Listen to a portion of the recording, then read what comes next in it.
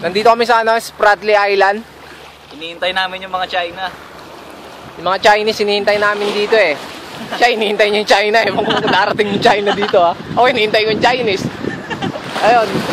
Bali, hinihintay namin sila kasi kanina pa nakaredy mga pandigma ng ano. Ayan o. Hukbong sandatahan. Tapos si Kapitan interviewin. Defensing Marino ha. Ngayon, i-interviewin po natin ang kapitan ng 1st Squad Division na si Kapitan Newgate. Ito po si Captain Newgate ng yan. Whitebeard mga kaibigan. Sir, ano po ang magiging plano natin para puksain ng mga Chinoy, mga Chinese na to para hindi na masakop ang ating Spratly Island? Unahin nyo dyan si Anthony D. Yan. Target natin si Anthony D para mapasatin na itong Spratly. Ang kinakatakot kasi namin pag nakuha na itong Spratly Island, baka magkabit sila ng etiketang made in China.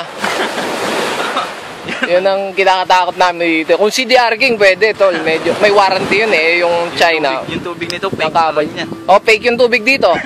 May kita mo yung mga coral dual sim. Ayan ba, ayan, nandito na pala yung mga, ayan kung makikita nyo ha. Yan o, mga Chinese mafia.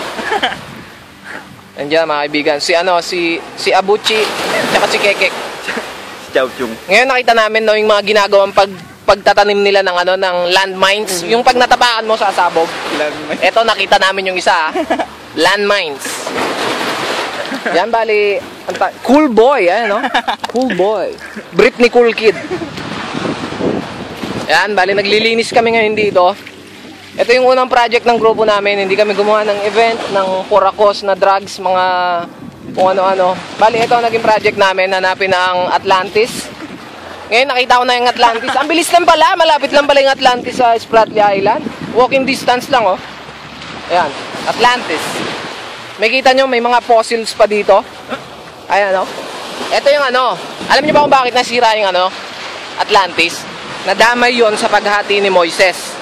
Yun talaga yung history nun. Ngayon yung pinag-ukita ng 10 utos nandito eh. 10 utos. Eto, yan. No littering. Yun, taka keep off the grass, yung 10 utos dito. Tsaka ito na pala, yung One Piece na ginagawa ni Oda, tol. Nakita na namin. Uy, may mga paniki oh. One Piece! Wala pang gumagalaw dyan, tol. Dahil ano to eh. Ito yung simbolo ng ano nila eh. Kumbaga ito ang pusod ng dagat. Yung tinasabi nila, yun. Ayan, tagal dumating ng mga Chinese na to eh. Nainip na kami. Nung ano pa kami dito, early 2009. Kada battle ko sa flip top, dito ako dumidiretso. Ayun, tinatawag na kami. Taka lang.